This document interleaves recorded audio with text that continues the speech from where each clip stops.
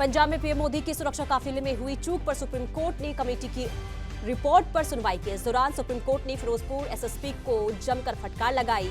CJI ने कहा कि एसएसपी कानून व्यवस्था बनाए रखने में नाकाम रहे।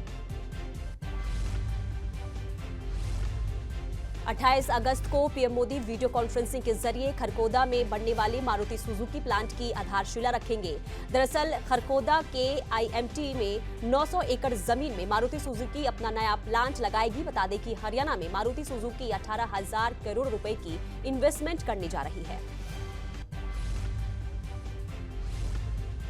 विदेश मंत्री एस जयशंकर दक्षिण अमेरिका की अपनी पहली यात्रा पर है। इस दौरान उन्होंने ब्राजील के समक्ष कार्लोस फ्रेंका के साथ 8वीं भारत ब्राजील संयुक्त आयोग की बैठक की सह अध्यक्षता की और व्यापार, निवेश और अन्य कॉन्सुलर डोमेन पर भी चर्चा की।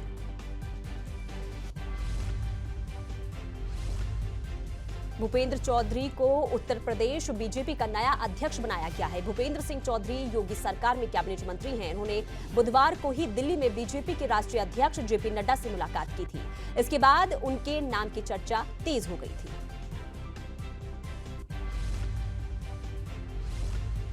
वहीं बीजेपी ने हिमाचल चुनाव को लेकर सौदान सिंह को चुनाव प्रभारी और देवेंद्र राणा को चुनाव सह प्रभारी नियुक्त किया है। हिमाचल में इस साल के अंत में होने वाले विधानसभा चुनाव के लिए बीजेपी ने कमर कस ली है। चुनाव से पहले वोट प्रतिशत बढ़ाने के लिए बीजेपी राष्ट्रीय उपाध्यक्ष सौदान सिंह सभी जिलों का दौरा करेंगे।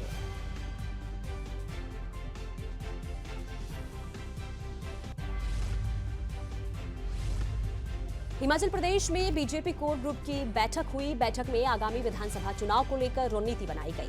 वहीं इस बैठक में कई अन्य मुद्दों को लेकर भी चर्चा की गई।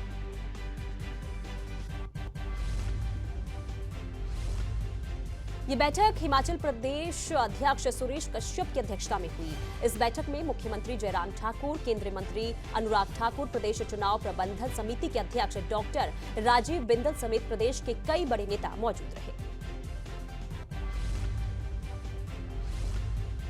वहीं पिछले दिनों बीजेपी के राष्ट्रीय अध्यक्ष जगत प्रकाश नड्डा ने भी प्रदेश बीजेपी के नेताओं को चुनाव प्रचार के बारे में कुछ टिप्स दिए हैं। बैठक में इन पर विचार मंथन हुआ। बता दें कि प्रदेश बीजेपी कोर ग्रुप की बैठक पीटर हॉफ में हुई।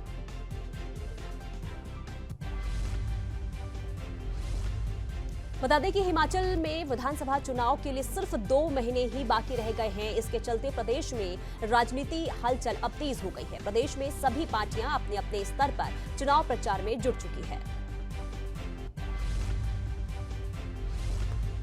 Himachal Pradesh public service commission को नया चेयरमैन मिल गया है। हिमाचल पुलिस में IG intelligence IPS Rameshwar Thakur को हिमाचल प्रदेश लोक सेवा आयोग का नया अध्यक्ष बनाया गया है। इसको लेकर नोटिफिकेशन जारी की गई है। उनकी नियुक्ति 6 साल के लिए की गई है। जानकारी के अनुसार राज्य सरकार की ओर से भेजी गई सिफारिश के बाद राज्यपाल ने इसकी मंजूरी दे दी है। बता दें कि इससे पहले चेयरमैन के लिए डॉक्टर रचना गुप्ता और मेंबर के लिए डॉक्टर ओपी शर्मा की नोटिफिकेशन वापस ली जाएगी। गुरुग्राम दौरे पर डिप्टी सीएम दुष्यंत चौटाला पहुंचे। इस दौरान उन्होंने जनसभा को संबोधित किया और लोगों की समस्याओं को सुनी। वहीं दुष्यंत चौटाला ने कहा कि पंचायत चुनाव सितंबर में होंगे। सरकार की तरफ से तमाम तैयारियां पूरी कर ली गई है। राज्य चुनाव आयोग के फैसले का इंतजार है, जो कि 30 अगस्त तक आएगा।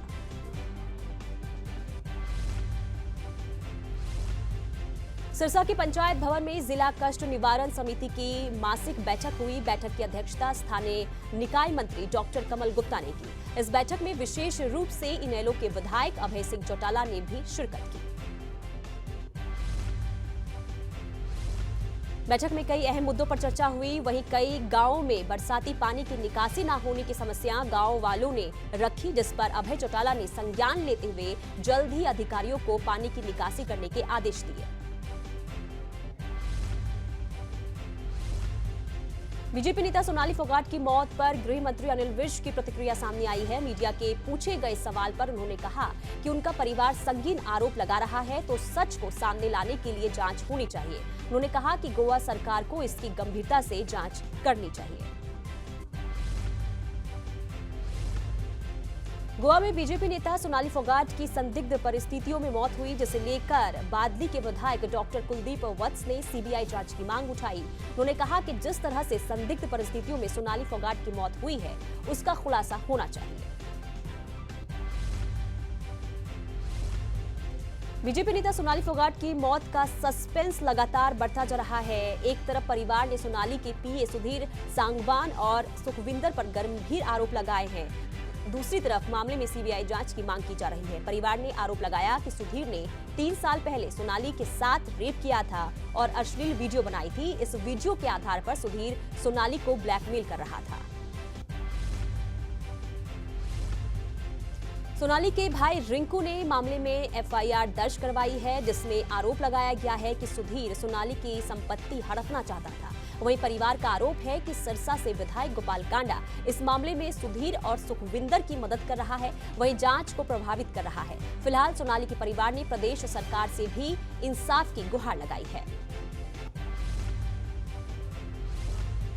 हिसार स्टेट विजिलेंस ब्यूरो की टीम ने हिसार के सीआईए के सब इंस्पेक्टर धर्मपाल को 15,000 रुपए रिश्वत लेते हुए रंगे हाथों गिरफ्तार किया है। इस मामले में हिसार के चंदन नगर निवासी दिनेश ने शिकायत की थी। फिलहाल पूरे मामले में पुलिस जांच कर रही है।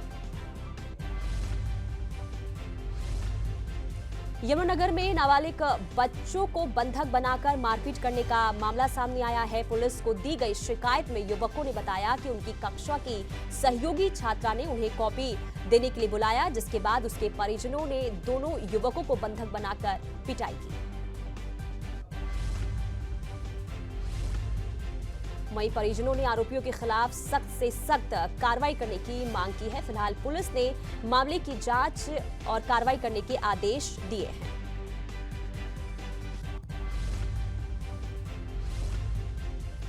राय में कॉन्ट्रैक्टर पर नियुक्ति पटवारी अमरजीत को विजिलेंस की टीम ने गिरफ्तार किया है। आरोपी अमरजीत ने केएमपी में गई जमीन को रिलीज करवाने के एवज में 70,000 रुपए रिश्वत मांगी थी।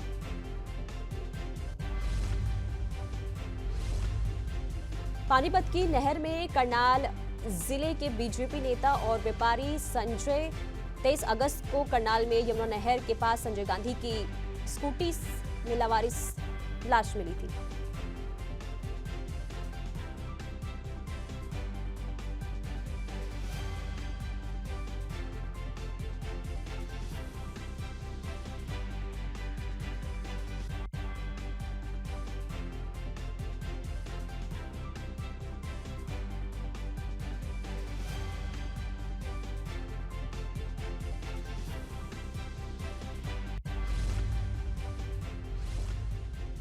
वहीं प्रशासन, परिजनों और गोताखोर की ओर से कई दिनों से उन्हें ढूंढने का प्रयास किया जा रहा था। हालांकि संजय गांधी की मौत से कैसे हुई, इसके बारे में अभी तक कोई खुलासा नहीं हो पाया है। फिलहाल पुलिस ने शव को कब्जे में लेकर पोस्टमार्टम के लिए भेज दिया है।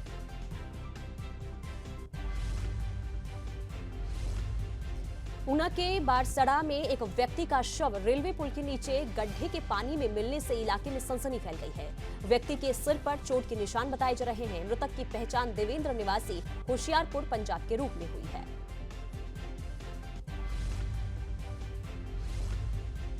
बताया जा रहा है कि मृतक सीआरपीएफ का जवान रह चुका है, जो कि अभी नौकरी छोड़कर ऊना में बतौर पेंटर का काम करता था।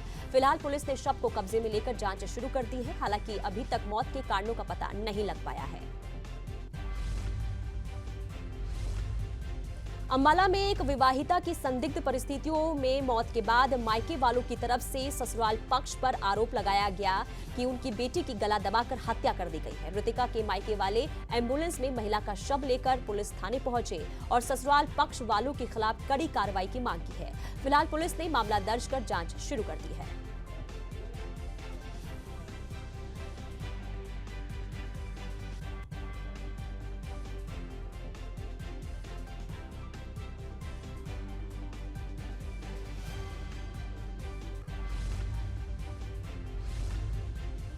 अंबाला छावनी में सीएम फ्लाइंग की टीम ने कई जगहों पर छापेमारी की। इस टीम ने खास तौर से उन जगहों पर छापेमारी की जहां पर वाटर कैनन का पूरा मामला सामने आया है। वाटर कैंपर का कारोबार किया जा रहा है, उस जगह छापेमारी की गई है। इस दौरान कई खामियां सामने आई है, जिसमें जन स्वास्थ्य विभाग के पानी का इस्तेमाल किया जा रहा था और कॉमर्शियल कनेक्शन भी नहीं लिया गया था। इसके अलावा तमाम नियमों को ताक पर रखकर ये कारोबार धड़ल्ले से किया जा रहा था, जिस पर सीएम फ्लाइंग ने शिकंजा कसा और चालान किया। बता दें कि अंबाला छावनी में वाटर कैंपर का कारोबार चलाने वालों के लिए सीएम फ्लाइंग की टीम ने एक मुहिम चलाई है, जिसके तहत ये कार्रवाई की जा रही है।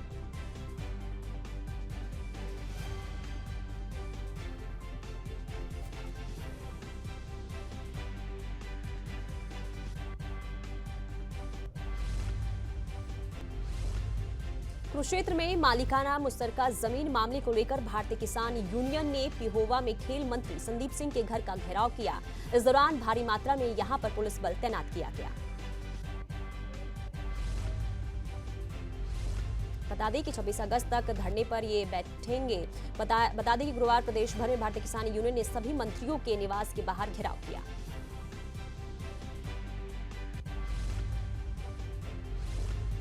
अंबाला में भारतीय किसान यूनियन ने गृह मंत्री अनिल विज के घर के बाहर भी जमकर प्रदर्शन किया। किसानों ने कहा कि ये घेराव नहीं, पंचायत है जो शुक्रवार शाम तक रहेगी। वहीं पुलिस ने किसानों को रोकने के लिए बैरिकेडिंग लगाई। यमुनानगर में शिक्षा मंत्री आवास के बाहर किसानों ने सड़क पर धरना प्रदर्शन किया। किसान नेता गुरनाम सिंह चढ़ूनी ने 2 दिन के धरने का ऐलान किया है। वहीं चढ़ूनी ने कहा कि अगर सरकार नहीं मानती है तो आंदोलन की अगली रणनीति तैयार होगी।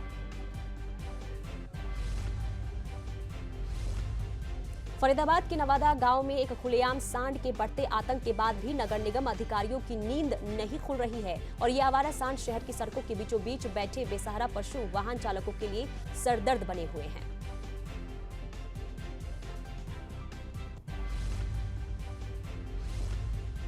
वहीं कुल्हाड़ी गैंग का आतंक दिनों दिन बढ़ता जा रहा है। बता दें कुल्हाड़ी गैंग के बदमाश लगातार वारदातों को अंजाम दे रहे हैं और सोनीपत पुलिस को ठेंगा दिखा रहे हैं। 1-2 नहीं बल्कि 5 वारदातों के बाद भी कुल्हाड़ी गैंग के बदमाशों को पकड़ने में पुलिस नाकाम साबित हुई है।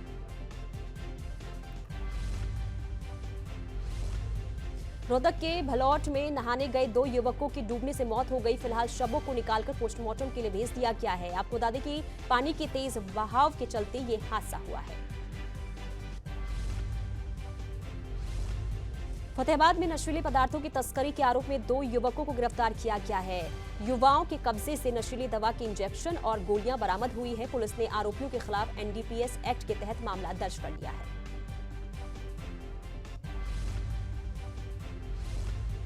अंबाला में चोरों के हौसले बुलंद होते नजर आ रहे हैं। बता दें कि बीती रात 2 चोर एटीएम का ताला तोड़कर बूथ के अंदर घुस गए और कैश निकालकर मौके से फरार हो गए। वहीं मौके पर पहुंची पुलिस मामला दर्ज कर जांच में जुटी हुई है।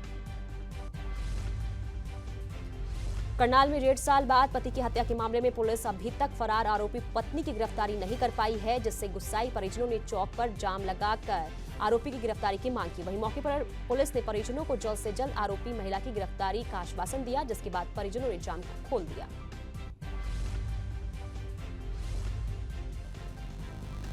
इधर करनाल का मामला, जहां पर युवकों ने डंडों से हमला कर दिया और वाहनों में भी तोड़फोड़ की। वहीं ये पूरी घटना सीसीटीवी में कैद हो गई है। बता दें कि एक परिवार ने अपने बेटे का रिश्ता अपने ही सामने रहने वाले पड़ोसियों के परिवार में कर दिया, जिसके बाद उनकी कहासुनी हो गई। फिलहाल पुलिस मामला दर्ज कर जांच कर रही है।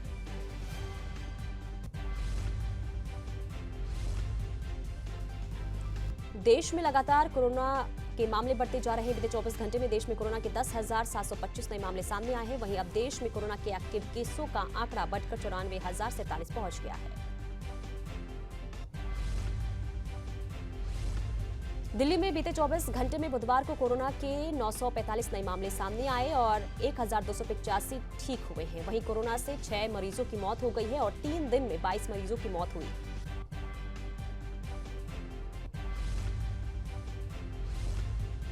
इंद्री उपमंडल में लंपी बीमारी से ग्रसित अब 900 से ज्यादा पशु हो चुके हैं, जिसको लेकर पशुपालन विभाग पूरी तरह से सजग है। पशुपालन विभाग ने इससे पहले 1800 के लगभग टीकाकरण किया, जिसमें कई गौशाला और नंदीशाला मौजूद हैं। वहीं सभी गौशाला में इस समय फॉगिंग भी कराई जा रही है ताकि ये वायरस और ज्यादा ना फैले। इस बारे में पशुपालन विभाग उपमंडल के अधिकारी डॉक्टर नरेंद्र सिंह ने बताया कि इस वायरस की वजह से अब तक लगभग 900 पशु ग्रसित हैं। 1800 पशुओं का अब तक हमने टीकाकरण कर दिया है। उन्होंने कहा कि अभी उनके पास वैक्सीन खत्म हो गई थी, जो कि विभाग की ओर से जल्द ही उपलब्ध हो जाएगी, जिसके बाद जितने भी पशु और रह गए हैं उनका सभी का टीकाकरण किया जाएगा। फतेहाबाद में 2 दिनों से लंपी वायरस को लेकर वैक्सीन खत्म है, जिसको लेकर पशुपालन विभाग का मानना है कि जल्द ही दोबारा अभियान चलाया जाएगा। बता दें कि फतेहाबाद में अब तक 1724 लंपी के मामले सामने आ चुके हैं, जिसमें से 1085 पशु रिकवर भी हुए हैं और 663 पशु लंपी वायरस से संक्रमित हैं, जिन्हें वैक्सीन लगाई जानी है। हरियाणा में अब छात्रों को नैतिक शिक्षा भी पढ़ाई जाएगी। 6ठी से 12वीं कक्षा तक छात्रों को नैतिक शिक्षा और गीता के अध्याय पढ़ाए जाएंगे। भिवानी शिक्षा बोर्ड की तरफ से प्रेस कॉन्फ्रेंस करके ये जानकारी दी गई। बोर्ड अध्यक्ष की तरफ से बताया गया कि जल्द ही नई किताबें उपलब्ध करवा दी जाएगी। बता दें कि स्कूली छात्रों को पूर्व राष्ट्रपति और पूर्व प्रधानमंत्रियों के बारे में भी पढ़ाया जाएगा। बोर्ड सदस्यों के मुताबिक बच्चों को सांस्कृतिक मूल्यों के बारे में समझने का मौका मिलेगा। वहीं हिंदी और संस्कृत के अध्यापक भी पढ़ाएंगे। जम्मू कश्मीर में भारतीय सेना ने आतंकियों की एक और घुसपैठ को नाकाम कर दिया है। सीमा पार से आए आतंकियों को सेना ने अखनूर सेक्टर में खदेड़ दिया है। पिछले 4 दिनों में सेना ने आतंकियों को तीसरी घुसपैठ को नाकाम कर दिया है।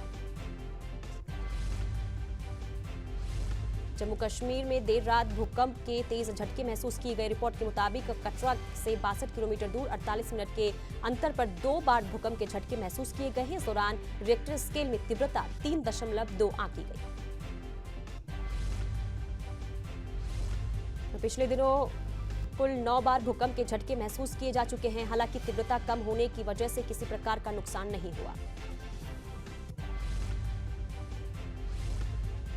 अमिताभ बच्चन कोरोना पॉजिटिव आए हैं। इसकी जानकारी बिग बी ने खुद सोशल मीडिया पर फैंस को दी है। अमिताभ बच्चन के फैंस ने उनकी सेहत को लेकर चिंतित भी नजर आए। हालांकि अमिताभ बच्चन ने अब तक ये नहीं बताया कि वो अस्पताल में भर्ती हुए या नहीं। बता दें कि अमिताभ बच्चन आजकल क्विज शो कौन बनेगा करोड़पति 14 को होस्ट कर रहे हैं। राजू श्रीवास्तव के तमाम फैंस के लिए राहत की खबर सामने आई है। राजू को गुरुवार सुबह होश आ गया है। राजू श्रीवास्तव के PRO और एडवाइजर अजीत सक्सेना ने कॉमेडियन की सेहत के बारे में ये जानकारी दी है। बता दें राजू श्रीवास्तव एम्स में भर्ती हैं। डॉक्टर्स की टीमों की निगरानी में हैं। हर किसी को उम्मीद थी कि राजू ठीक हो जाएंगे। वहीं राजू के एडवाइजर अजीत सक्सेना ने उनके होश में आने पर खुशी जाहिर की है। अभिनेता नवाजुद्दीन सिद्दीकी की नई फिल्म हड्डी इन दिनों खूब चर्चा में है। फिल्म के पोस्टर में नवाजुद्दीन फीमेल कैरेक्टर में नजर आ रहे हैं। उनके लुक्स को अर्चना पूरन सिंह से कंपेयर किया जा रहा है। पोस्टर में नवाजुद्दीन को पहचानना भी मुश्किल हो रहा है। वहीं फैंस को नवाजुद्दीन का ये लुक बेहद पसंद आ रहा है। ये फिल्म 2023 में रिलीज होगी। अभी फिल्म की शूटिंग चल रही है, लेकिन फिल्म में नवाजुद्दीन के रोल को लेकर ज्यादा जानकारी नहीं दी गई है। वहीं अर्चना पूरन सिंह ने भी नवाजुद्दीन की तारीफ की है।